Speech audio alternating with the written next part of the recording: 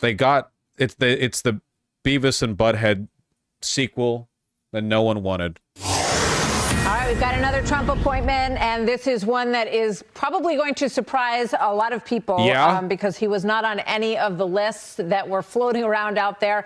And there had been some discussion that President-elect Trump was having trouble making this final decision, or maybe this is the person he had in mind all along. But he has now nominated Florida Congressman Matt Gaetz as Attorney General. Genuinely, one of the worst dressed men in Washington.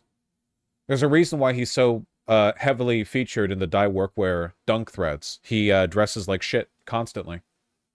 General of the United States. He just wrote this on Truth Social. Quote, Matt is a deeply gifted and tenacious attorney, trained at William and Mary College of Law, distinguished himself in Congress through his focus on achieving desperately needed reform at the Department of Justice. Few issues in America are more important than ending the partisan weaponization of our justice system. Matt will end weaponized government, protect our... There's no way he gets through Senate confirmation. Do you really think any Republican would stand in Trump's way? Trump is clearly just rewarding loyalty here, you know? Do you really think anyone would stand in his way? I want to bring in MSNBC legal correspondent Lisa Rubin on this because I want to get a little bit of the legal. Is Matt Gaetz a lawyer? He's not a lawyer. He is a lawyer. He is a lawyer. And he was briefly in private practice before he was elected to Congress. However, the GOP hates them. Yeah, but the GOP also has a history of doing a lot of stuff they don't want to do because Trump tells them to. I'm sorry, before he was elected to the Florida House, where he served some time before he joined Congress. Do you need to be a lawyer to be AG?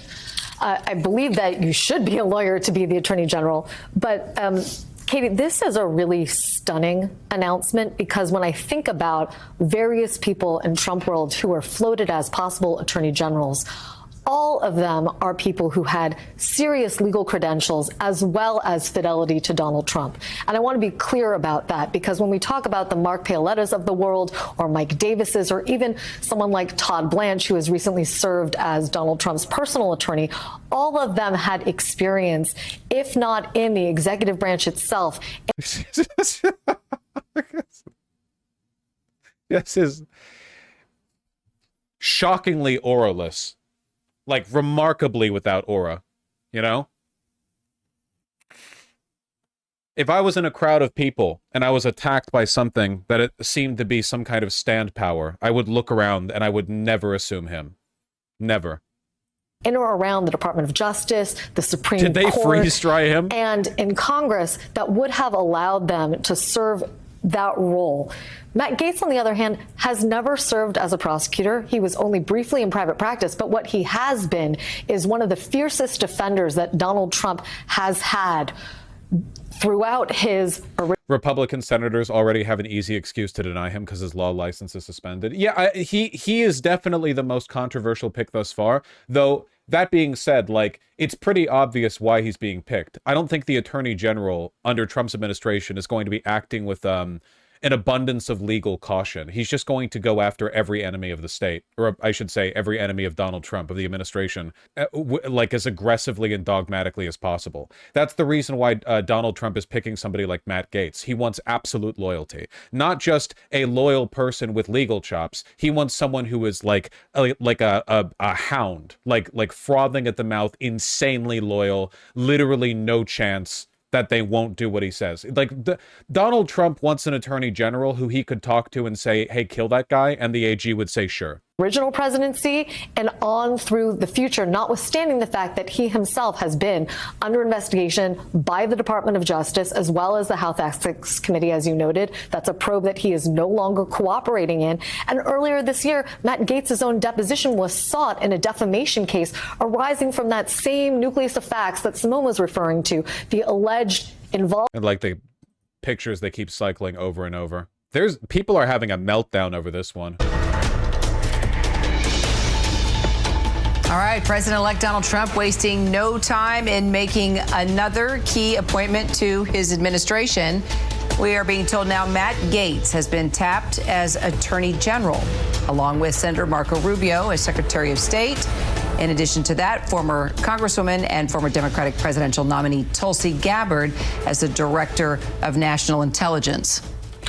Phenomenal. And so, absolutely phenomenal.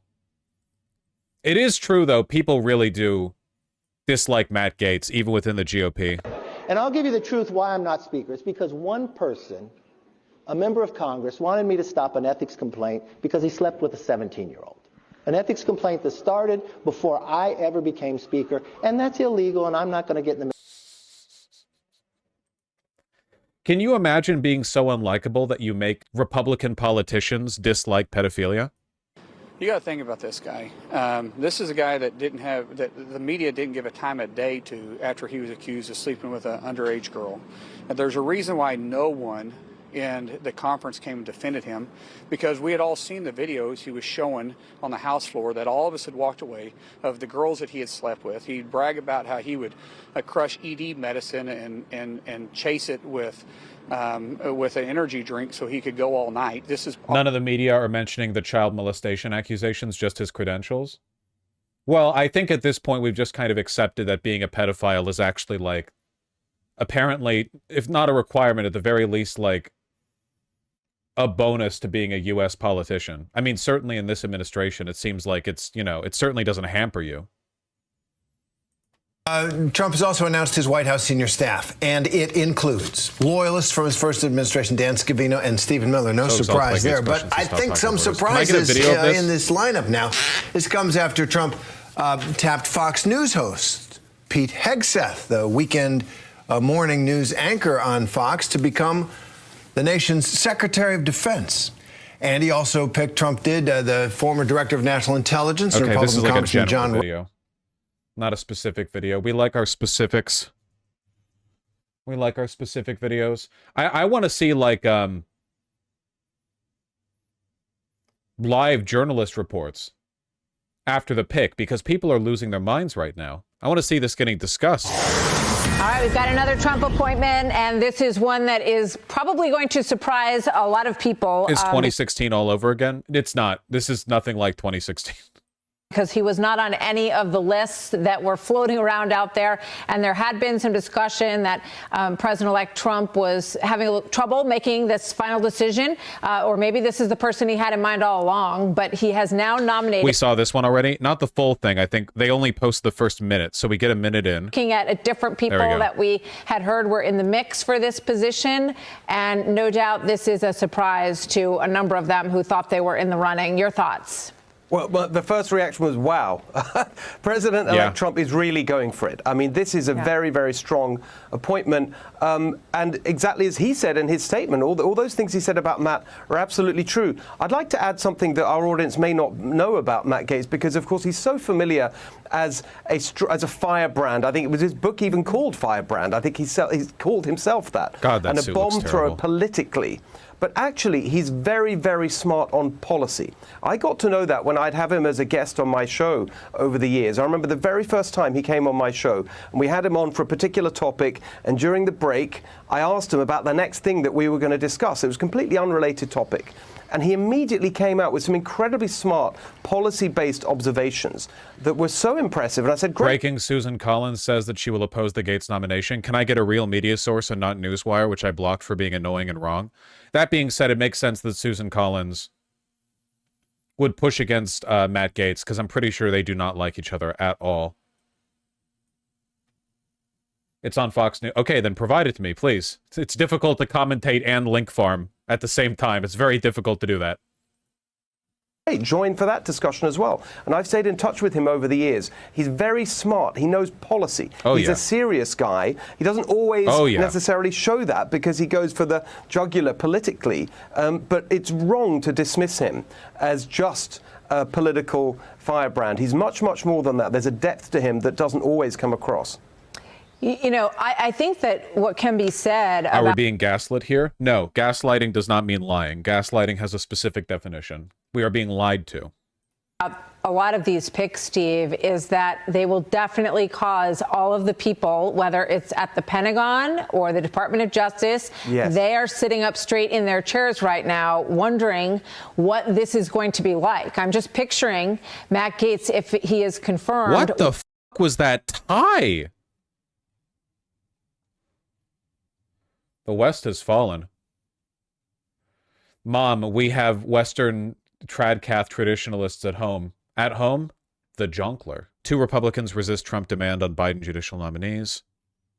2 Senate Republicans have fully or partly ignored President-elect Donald Trump's mandate for them to oppose confirmation of President Joe Biden's judicial nominees. So you think that, okay, so if Susan Collins is both willing to put through Biden's judicial confirmation, you know, if assuming there are any confirmations to be made, and she would oppose Matt Gaetz, like you're saying she might not, like the Senate might not just let Trump do whatever he wants?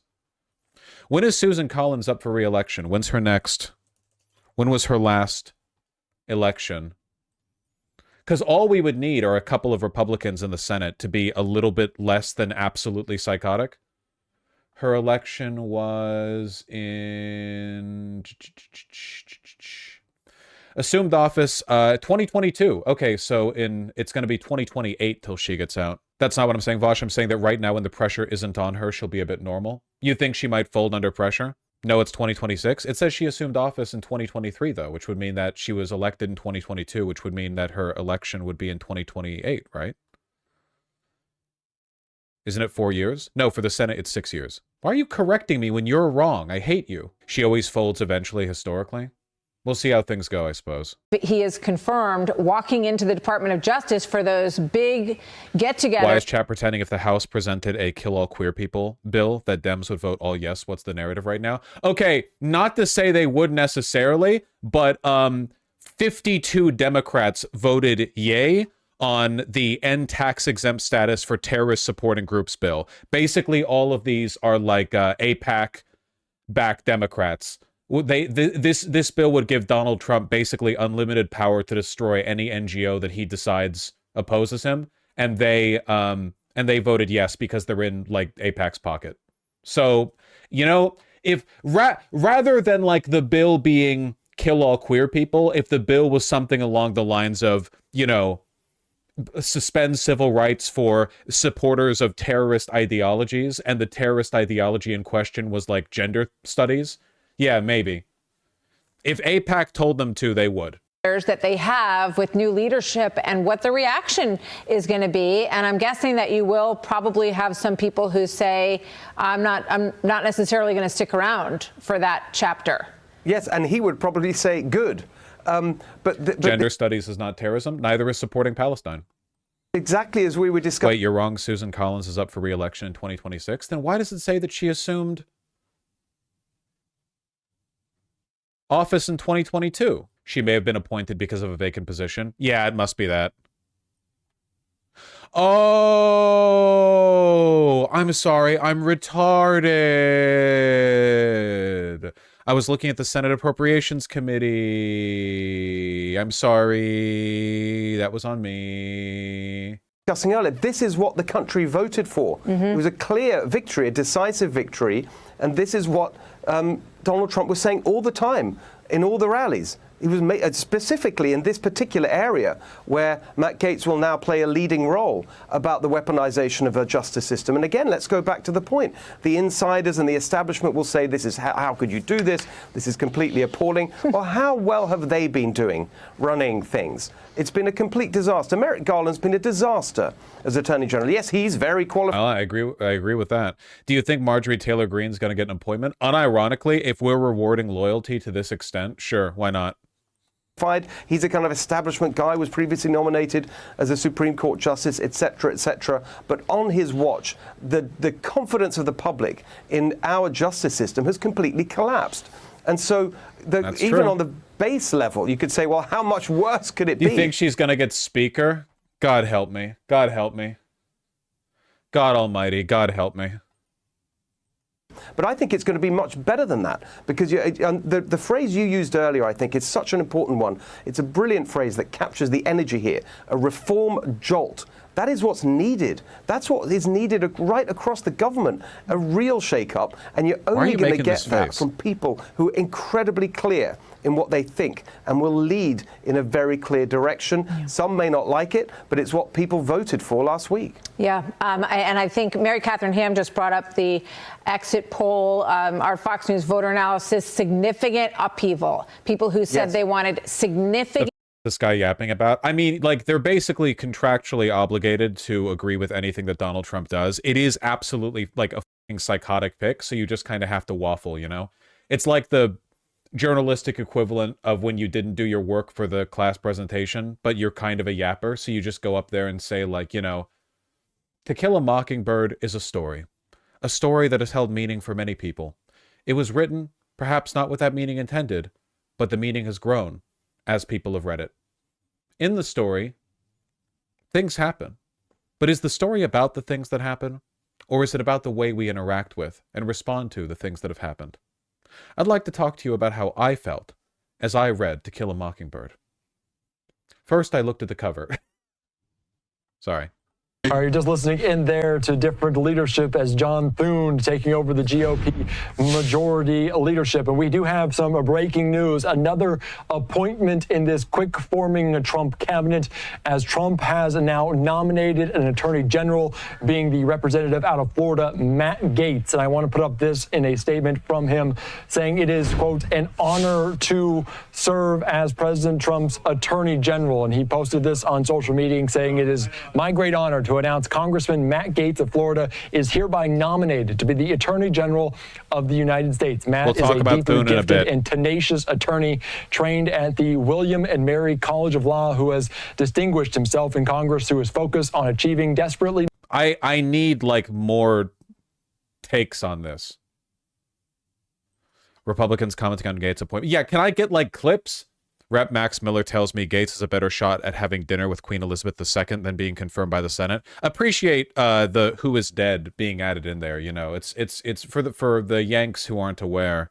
I love how Trump is cannibalizing his own House majority. I can't tell how much of this is good news and how much of this is bad news, because the bad news is these are like the worst humans alive, and every pick is insane. The good news is that these people are, it looks like Trump is genuinely making loyalty appointments, and these people might actually be so contentious and incompetent that they might not be able to get as much done as they want. They might just not be competent enough. And like, pure loyalty picks are dangerous for this reason. As per his wiki page, he has like 3 years of experience practicing law. Oh, who cares? Merrick Garland has such and such years experience practicing law. You know what he did with all that experience? Nothing. Here we go, live updates.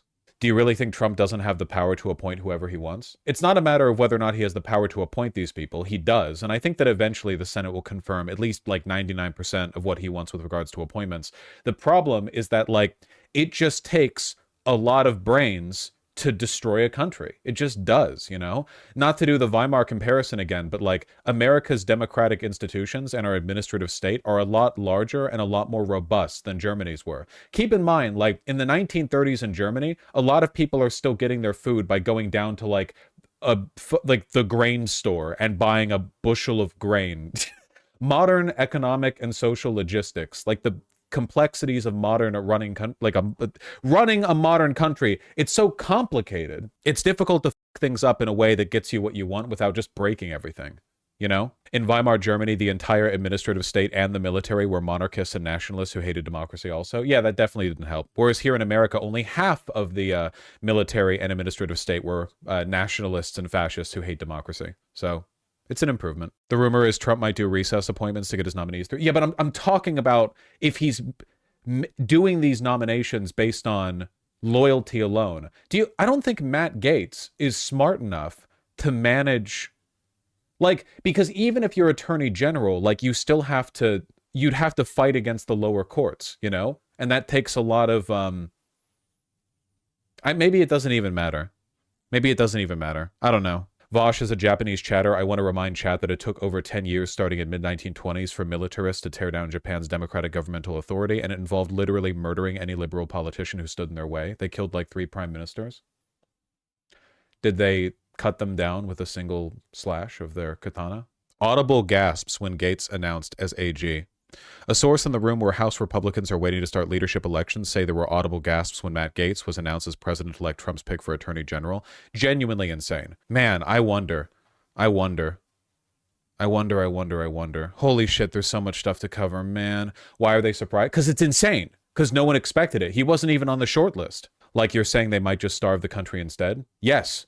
Yes, that might actually end up being what happens. This whole country might end up getting ground down to a halt because of tariffs and economic mismanagement. Food prices skyrocket, energy costs skyrocket. We dip into a recession, maybe even a depression, and it becomes almost impossible for the Trump administration to do what they want to do, because in a modern in a modern economy, being the guy in charge doesn't just mean having the military anymore. Now you need to have like these, you have to have connections to or ownership over these really complicated, delicate, multi-layer international systems of commerce. You know, there are supply chains that run all around the world, and you need to maintain them and you know, shepherd them and make sure they keep working properly. And if you don't do that, things fall apart really quickly. The modern world is a lot more delicate than it used to be. Again, like if you go back 200 years, what does it take to keep a country running?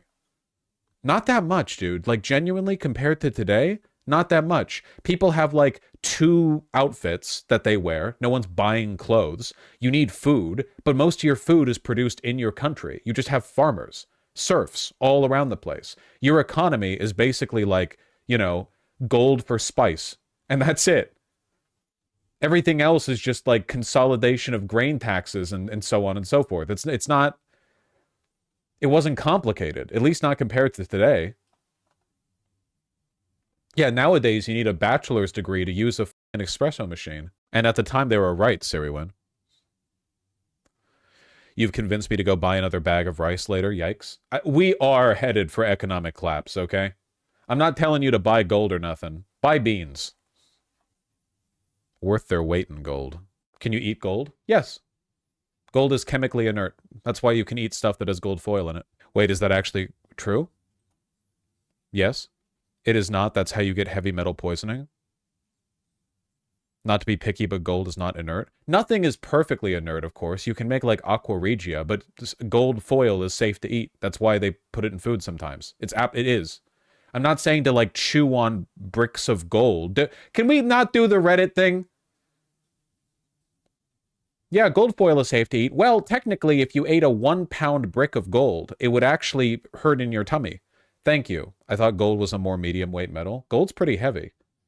But gold doesn't bond. It's not like lead. Lead has the outer orbital, the covalence of the electrons or whatever, means that it bonds with the receptors in your body because it thinks it's iron, but your body doesn't have a way to get rid of it, and it just pair bonds and then like bricks the receptors that it bonds to. Gold doesn't do that. Correct, which is why it can be in teeth. Yes, I said something kind of right. Chemists in chat are grinding their teeth at the way I said covalence there. Let him have this one. Let him have this one. We're going to get a lot more developments on the Matt Gaetz thing, because that's an especially wild pick.